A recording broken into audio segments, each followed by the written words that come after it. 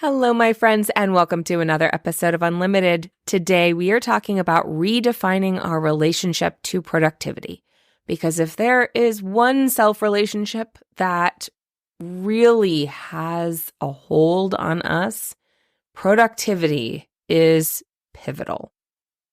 We have internalized so many stories about productivity and our value tied to productivity.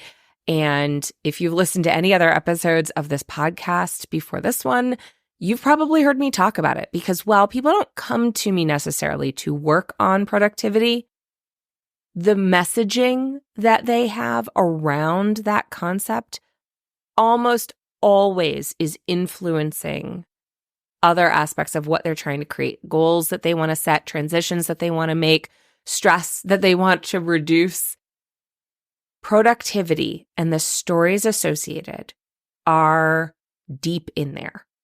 So I wanted to talk about separating our value from what we can produce, because that is one of the big stories that gets all caught up in there. When we talk about work-life balance, this idea of production and this pull between work and we say life, but it's really like all the other responsibilities. Rarely does it include ourselves because that was the way it was designed. I have a whole episode where I talk about the mythology of work-life balance.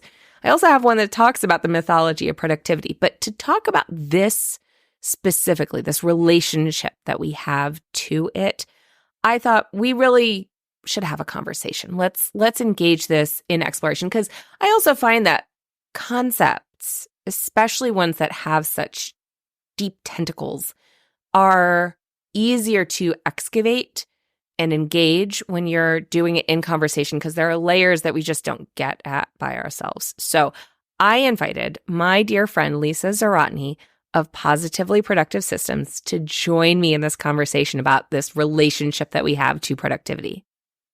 Lisa Zawrotny is a productivity and accountability coach, founder of Positively Productive Systems, and host of the Positively Living podcast. She helps multitasking creatives and caregivers reduce overwhelm and boost productivity without burning out or sacrificing what they love. When she's not sharing about how to simplify and stress less, you'll find her hanging out with her husband and kiddos, traveling, watching movies, and acting like a rock star, or hiding from the world with an iced coffee and a good book, probably trapped under a cat. Lisa has current certifications in time and stress management, life coaching, and positive psychology. She's helped hundreds of clients do less, live more, and breathe easier. We touched on so many things in this episode. Some of what we talked about includes the Industrial Revolution's influence on how we understand productivity and redefining it for ourselves in a more human-centered way. Choosing where to utilize your energy based on your capacity, clarifying your values and releasing shoulds, the glorification of overwork and weaponization of urgency, defining enough for goal setting, and knowing that you are enough. There's so much more in here, and I can't wait to share it with you. Before we dig in, I do want to remind you that this is a listener-supported podcast. So if you would like to contribute to the production of this podcast, any little bit makes a huge difference, and there are links in the show notes to do that. You can also go check out all my free resources on my website resources page, where you can access lots of goodies, and there's a link at the bottom if you would like to contribute to my work. There's also a link there and in the show notes to sign up for my email list, where you will get my newsletter, which includes 3 extra tips from my guests or from myself if it's a solo episode the following week after each episode comes out. So if you are not on there, get on there, because then you get the extra goodies, and it's an easy way to hit reply and send me a message, because I love to hear from you. So if you have thoughts you want to contribute, if you have ideas and want to let me know how this impacted you, what came up for you, or any requests for topics, that's an easy way to do it. There's also a link in the show notes if you want to send it via text to my email and let me know. Your feedback and insights are invaluable to me, and I appreciate them so much. And now, without further ado, let's get started. Hey there, I'm Valerie Friedlander, Certified Life Business Alignment Coach, and this is Unlimited. This podcast bridges the individual and the societal, scientific and spiritual, positive and negative, nerdy and no, there's just a lot of nerdy. Come on board and let's unlock a life that's as badass as you are.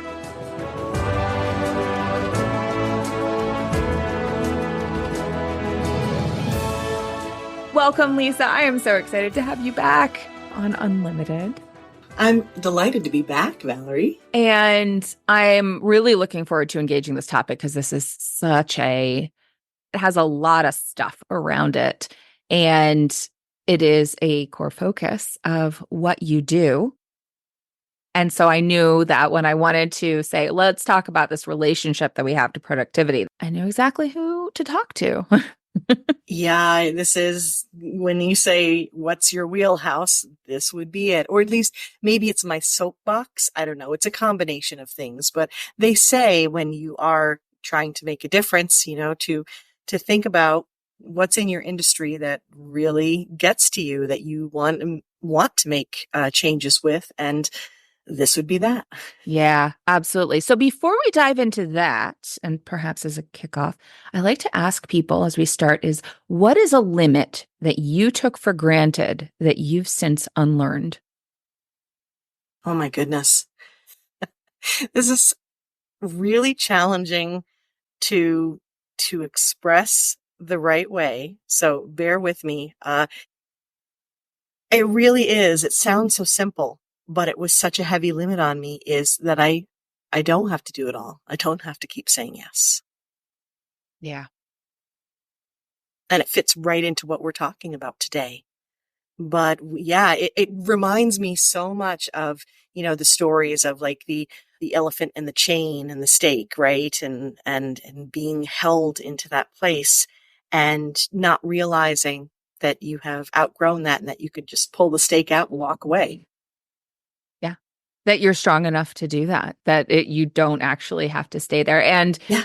That was the idea with asking this question, is because I feel like it is such an important, as you said, we often choose our direction based off of things that we're like, wait, no, that's not right. No, especially those of us who stepped into something wanting to change the world, as it were. Yeah, it's so true. Yeah. It's all that, it's that trap that was our trap. Mm-hmm. And productivity is such a trap in the way it is often taught. I am curious, what got you to focus on productivity? In a word, burnout. My own experience with being in survival mode, with getting to that point where it's like, okay, this isn't a choice anymore of can I do this? It's literally like I cannot. And not even the joking, I can literally not even. But the actual like, whoa, so this is what my actual real complete limit looks like of my capacity, I should say, right? And this is me in a situation where I am a caregiver for my mom, and I have at one point a caregiver for her. She has Alzheimer's, so this is so much already. Whenever you're caring for someone, it's a lot, and then there are levels, right? Then I had an infant and a toddler, and I was forced into this understanding of you can only do so much. And it was a lot to feel that way, to I guess come to terms with these limits, and to come to understand that there are hard choices to be made, and they were essential at that time. But thankfully, I took those lessons with me when I wasn't as overwhelmed and I was coming out of that burnout, that survival mode. I thought, well, if I had to make those choices then when it was critical, why am I not making those same kinds of choices when life is calmer and I'm even more capable so that I can make space to be, to breathe, to do what I love. And that's why, one of the phrases I use so much is make space for what matters. We are constantly filling our lives with what we think we need to do. And I wanted to make space for, and a lot of it was healing too. I needed to make space for healing. But then as I kept healing, it was like, well, why don't I just keep that space around? Because I could use it. Yeah. Well, and it's interesting. I definitely get the, making space for what matters, because so often we've internalized stories around what matters. We've been told, like, we have this story around what makes me a good mother, what makes me a good employee or business owner or spouse or whatever. So we have all of these like definitions that we've internalized that we haven't unpacked. And I know that's something you and I both work around, is like, how do we unpack that and really identify what actually matters? I feel like there's another layer within that. There's like an even more nuanced layer. Because when you talk about caring for people who you care about, right? And they matter to you, and the things that we do matter, like separating out, how do you identify not just like what matters, like separate from outside external and like internalized stories about like what's supposed to matter, what gives you value versus feeling like you are valuable, but like what actually, I want to do a million things. I know you work with multi-passionates, I work with multi-passionates, and there's this like, but all of these things matter. Yeah. What does it take to separate out like what matters versus like what really matters? So as soon as you say that, I have one response ready to go, which is a very productivity coach response, but I want to share the personal caregiver response first, which is that, in thinking back to being a caregiver for my mom, I'm honored that I was able to do it. But there's a lot about that I'm not okay with in that was conditioned in me, that it was something I had to do. I don't regret it. And I also think that in understanding what matters is if you were to move on and say no to something, would you feel regret about it? Would that impact you further, or would you feel relief? It's kind of understanding something deep inside you that you respond to it's even when something's difficult, like I can't live without that, or I couldn't not do it, or, sorry for the double negatives, but it's those deep feelings. So that's part of what matters. So I wanted to address that. And then on the productivity side, especially the multi-passionate life, which we both live as well as coach, Mm-hmm. I think first and foremost, and this is immediate takeaway, is that yes, it all matters, but not to the same degree and not at the same time. And understanding that lets you seek out what that prioritization actually is, especially within the context of your capacity. Yeah. There's a discernment process in that. Yeah. And it sounds like it has a lot to do with time and space, not just what you want to do, but when is it necessary? And there's so much conditioning around urgency. And that's a huge social value that is extremely destructive. Yeah. This idea that everything has to be done right now. So how do you define productivity? It's such a big one, right? Okay. So first, I do want to share, since you said this was about relationships, right? And that this is a relationship to productivity, that coming into this conversation, I was like, you know what? I think our relationship with productivity includes a misunderstanding of what it actually is, and a misplaced sense of how what we do equals who we are and our value. I'm not saying that there isn't connections, but that it's a misplaced emphasis, if you will, on it. Mm-hmm.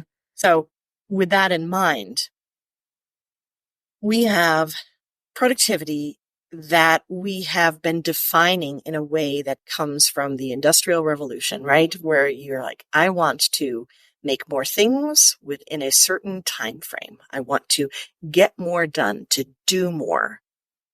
And that's all we've ever used as a definition, even though we are not. In fact, I mean, maybe you're listening right now and you are, but for the most part, I have not been talking to or coaching or hanging out with or befriended factory workers.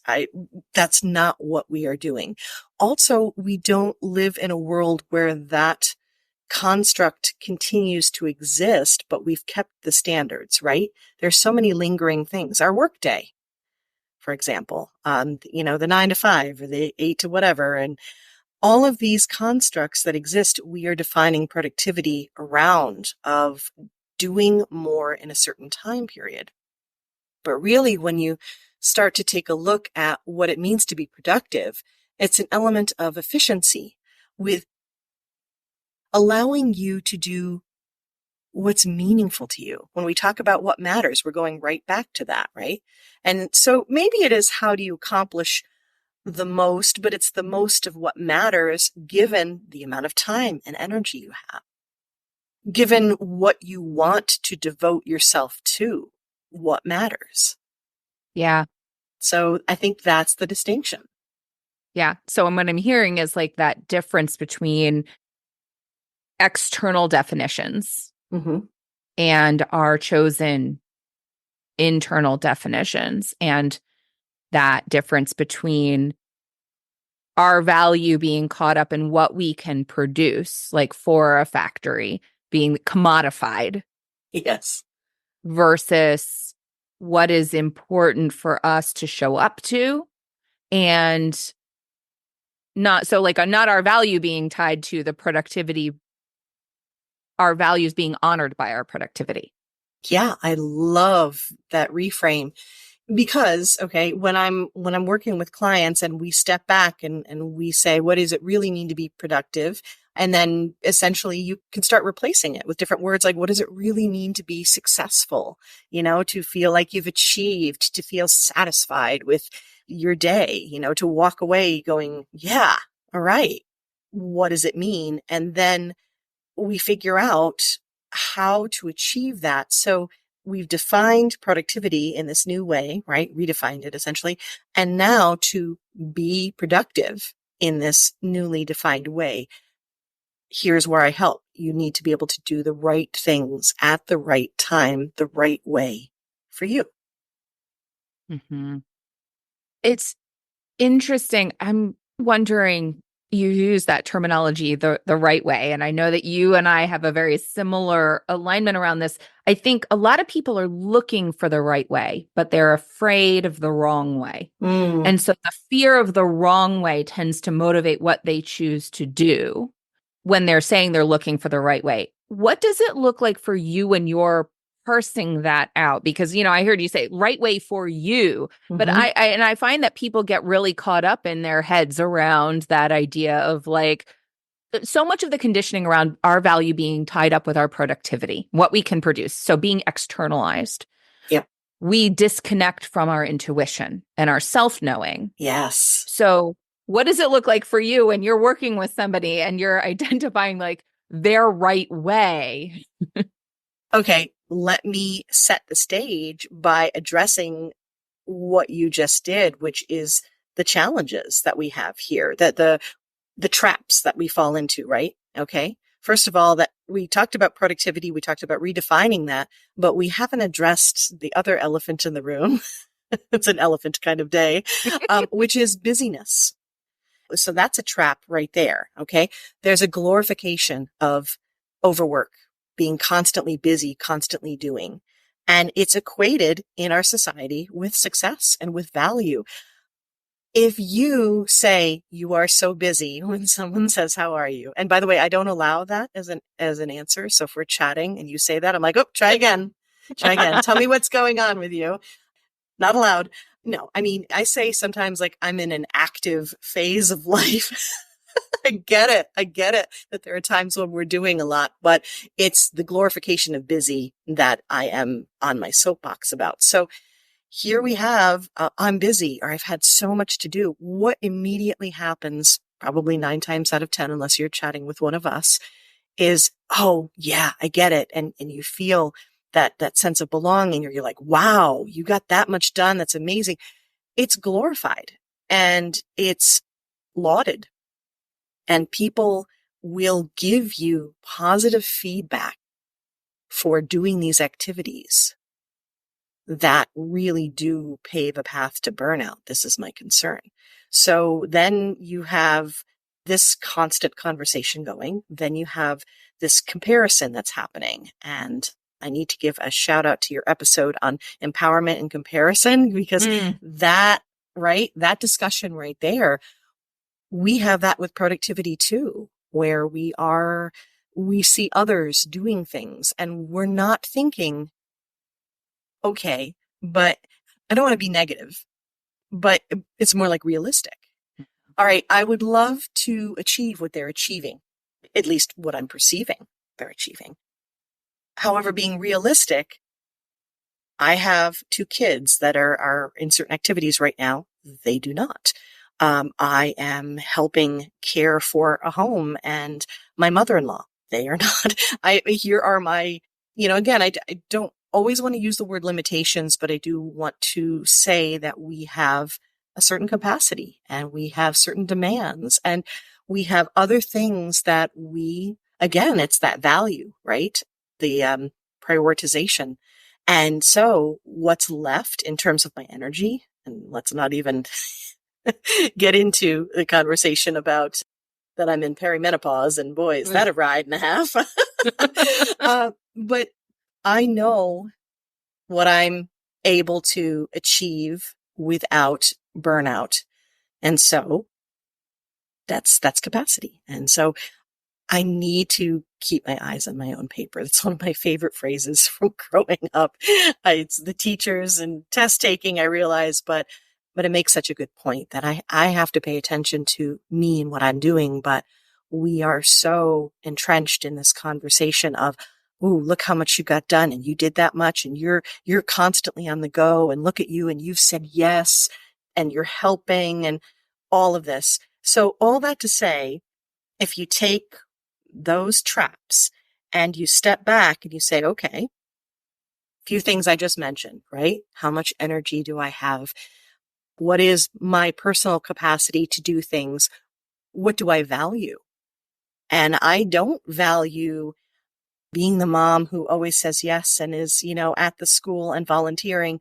It's not that I don't value that as a role. I value when others do it, but I don't value it enough to replace the other things that I'm doing.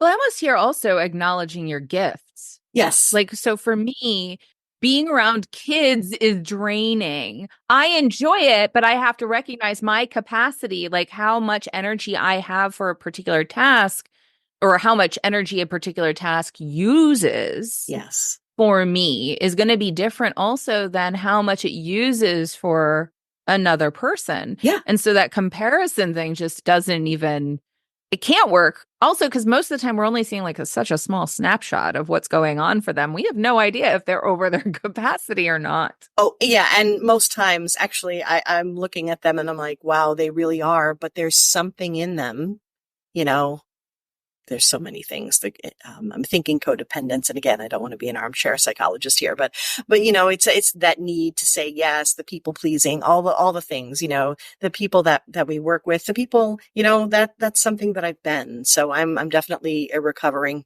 people pleaser, to be sure. Still kind of a peacemaker, but I also know that one of the most important areas for peace is within me because I show up my best. Yeah. When that's the case. So to your point, and this does answer the initial question that started the segment of our conversation, which is what is the right choice for us then, or how do we figure that out? That self-knowing of what we value so that we can have that discernment and prioritize the different potential activities to say yes to, the energy that we have to even accomplish them, and the strengths that we have because those things that we are stronger at are more satisfying, take less energy. And so therefore that's efficiency right there. That's productivity right there when you're like, oh, well, let me lean into my strengths. And that's the positive psychology bend that I have to this is instead of the what's not working, and you need to address what's not working, but let's really focus on what is working and weight it heavily toward that. Mm-hmm. Yeah. And I've definitely seen this mode, which I love that you brought up, like the positive psychology, because so often it's used in this way that diminishes that there is a problem in a way like, oh, let's lean on what's working and ignore the other things. Like, instead of leaning on what's working so that we can build upon it to engage what's not working. Like, rather than focusing our energy on what's not working, let's focus our energy not necessarily in the tactile pieces, but in the like, how am I trying to say this? Like, what's working in terms of how am I showing up that allows me to do the things Mm-hmm. so that I can look at what needs to be done and go, is this mine to do? Do I need to ask for help? Is this a delegating situation because my strengths don't apply to what needs to be done as well as someone else's? And so I appreciate that you brought that up. Yeah, there's both. And we do need to address what isn't working. And I think that leaning into our strengths, leaning into the positive, even we've talked about this in the context of gratitude, is that we're building reinforcements for ourselves. We're building that peace that I talked about. We're building confidence, and we're building that resilience that allows us to make those difficult choices, to say no when we need to step back and reflect for a moment, to take a deep breath and go, whoa, wait a minute, this is not for me. What you were describing in terms of, is this even for me? I love asking the question when you are feeling like we go back to that urgency thing you mentioned before. I love asking the question, whose urgent is it? Mm. Well, and this came up the other day in a conversation, that urgency is often weaponized. It's not that things aren't urgent. It's that when we create urgency or use it as a judgment upon others, there's urgency here and you're not doing it the way that I think you should be done, or you're not prioritizing the way I think you should be prioritizing. It's the ways that we look at people in a minimization, or it's removing their humanity, really. It's looking at them through our own scope and judging them based off of how they're showing up to a situation as tied to their value in the world. I'm curious if we take that and look at like this idea of productivity. I think to kind of like that side to what you were saying about glorifying busyness is like weaponizing urgency is like a facet of that as well. Oh, absolutely. And I mean, I think just weaponizing productivity is that, are you being productive? Because if you're not, then that's a bad thing, And so then that's why I'm constantly there. As soon as it happens, I'm like, hello, mind if I interject? Thank you. Even if you do mind, I'm still interjecting. Pause, please. Yes, exactly. First of all, what do you mean by productive? Let's take a step back, shall we? This is why I'm constantly having the conversations about, well, let's talk about rest, because people think that's anti-productivity. And it's like, no, it's productive. And here's why. But to your point, and this is so incredibly important, and it's the reason why I constantly use the word compassionate with productivity. I talk about, helping people with compassionate productivity, being a compassionate productivity coach. And it sounds like it should be a dichotomy of some sort, of a weird juxtaposition at the very least. And I want people to start thinking that way, because the idea is, yes, we can be productive in the idea of being more efficient and creating space and achieving things that are meaningful to us. Yeah, we want to get ish done. Absolutely. That's important, but we need to do it considering that we're human first and foremost.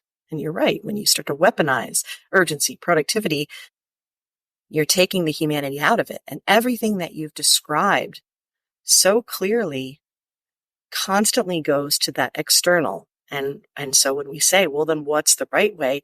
It's going back to the internal, which is what you're all about. Yeah.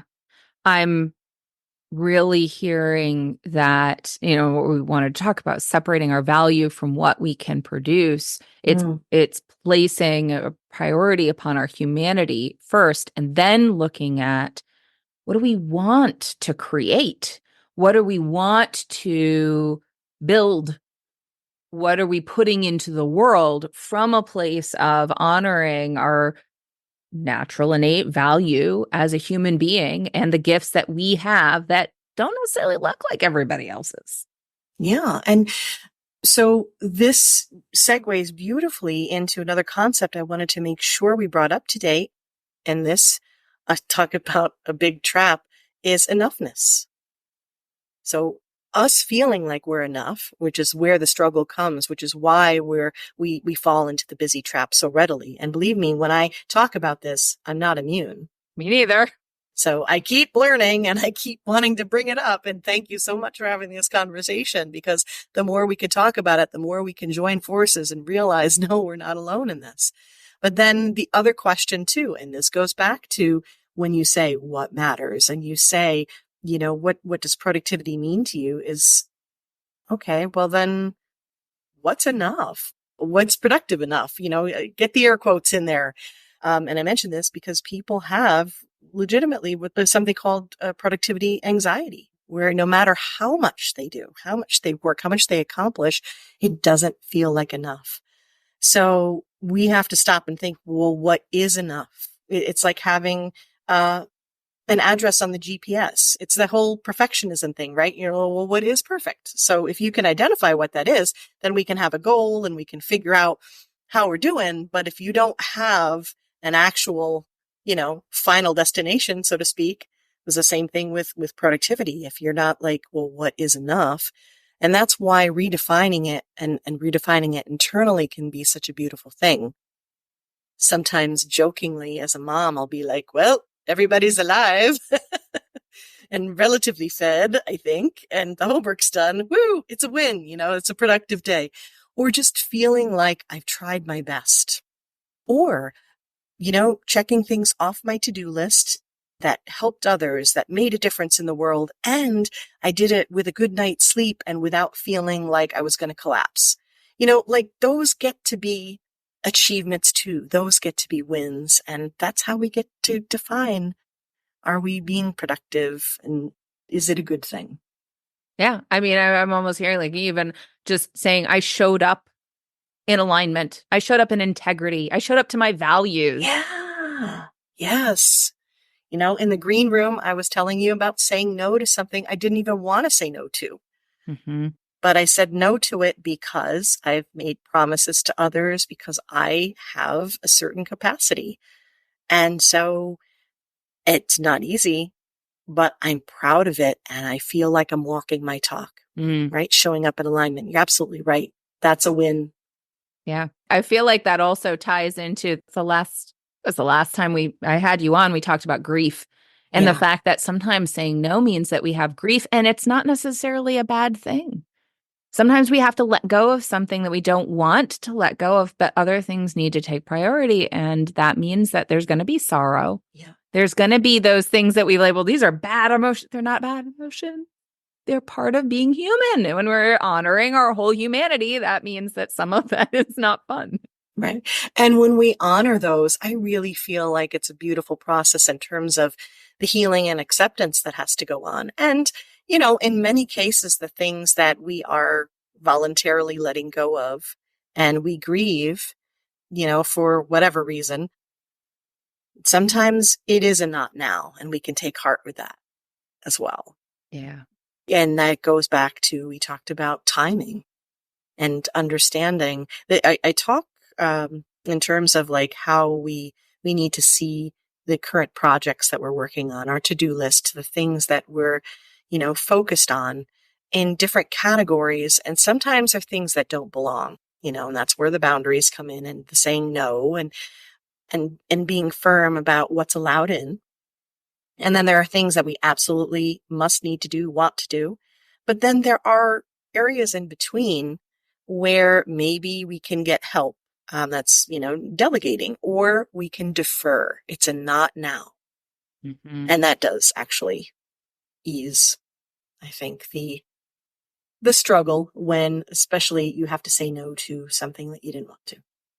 Yeah. Well, and I appreciate you bringing up the help piece, because I think one of the big reasons that I see people not welcoming help is because of that enoughness. Mm-hmm. I haven't done enough to earn this help, right? Like and that ties very much to the external productivity. I have to do enough to earn receiving. It's that like I produce and then I get paid. If I haven't produced enough, then I am not worth being paid.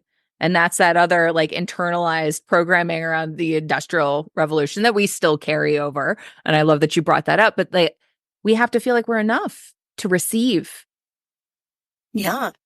And that there's the value is only in us doing the doing. Mm-hmm. And you know what that completely discounts, by the way, is the mental labor part of it, right? Mm-hmm. Like, I mean, when I think about how much I could potentially delegate, but I had to think about it, I had to organize it, orchestrate it, keep track of it. That's mental load right there. And so it's very easy for us to pass that off and keep thinking that we need to be doing the doing. And I was thinking about that before our conversation too, that I was raised in a way, and it comes from a beautiful place, I think, of I wouldn't ask you to do anything that I'm not going to do myself, and that good leaders are in the trenches, right? And we have a lot of these sort of stories and phrases that I do think come from a very good place, but they can be misconstrued to mean that we always have to be doing. Yeah. Yeah. That it has to be ours to do. Yeah. Absolutely. This is amazing. And there's so many things that, I mean, I love, again, really recognizing our own definition and how important that is for also that recognition of our capacity. And, you can't fill a cup if you don't have a cup. So simple, but yes. Right? Like you're going to pour into nothing. So having that enoughness, like this is what enough looks like. This is what looks like when my cup is full. This is what my cup it looks or feels like when my cup is floweth over, and all of those sorts of things. And so with that in mind, I like to ask as we wrap up what it means to you to be unlimited, recognizing that can seem incongruous, but I'm curious how you will answer that. It's funny because I knew that you would ask this question, but I wanted to allow myself to just be in the moment when you asked it. And for me, unlimited is freedom. But what we forget is that freedom isn't like everything and all at once. It's freedom to choose, to prioritize, to fill my cup up the way that is best for me. And then the freedom to change my mind when it's not working anymore. And then the freedom to adjust and to just absolutely love where I'm at. And then the freedom to say, oh, it's not working again. It's that freedom of creation and choice and combining. That's what unlimited is for me. I love that. That's fabulous. Before I ask our last question, I'd love for you to share where people can connect with you. Thank you for asking. Obviously, you are listening to an amazing podcast here, so I'd be honored if you'd hop over and join me on mine. Positively Living, and you will find Valerie there chatting with me on multiple episodes.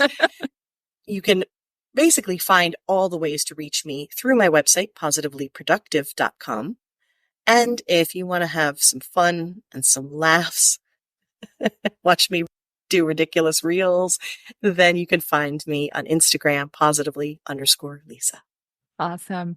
And now for one of the favorites, what song are you currently listening to when you want to evoke that unlimited feeling? And the multi-passionate in me always says, don't make me choose. It is so difficult to choose. No. And I'm fairly certain, and again, I kind of wanted to be in the moment when I answered this, because I'm pretty sure last time I probably said A Million Dreams, right? Yep. Yeah, I knew I did because that still tracks, but I wanted to offer up a new one that puts me in that zone, if you will. And I decided to go with something that isn't as literal and more is that feeling of that freedom I talked about. And it's More Than a Feeling by Boston. Oh, I'm so excited to put that on the playlist. Yes, never a bad addition to a playlist. So it's all good. Awesome. Well, thank you so much, Lisa, for joining me and for sharing. This has been an amazing conversation. It's always an amazing conversation with you, Valerie. Thank you so much. Thanks for listening. I so appreciate you being here. If you got something out of today's episode, please share it. Leave me a review, take a screenshot, and post it on social with a shout out to me. Send it to a friend or, all of the above. Want to hang out more? Join me on Instagram. Or better yet, get on my mailing list to make sure you don't miss out on anything. And remember, your possibilities are as unlimited as you are. Allow yourself to shine, my friend. The world needs your light. See you next time.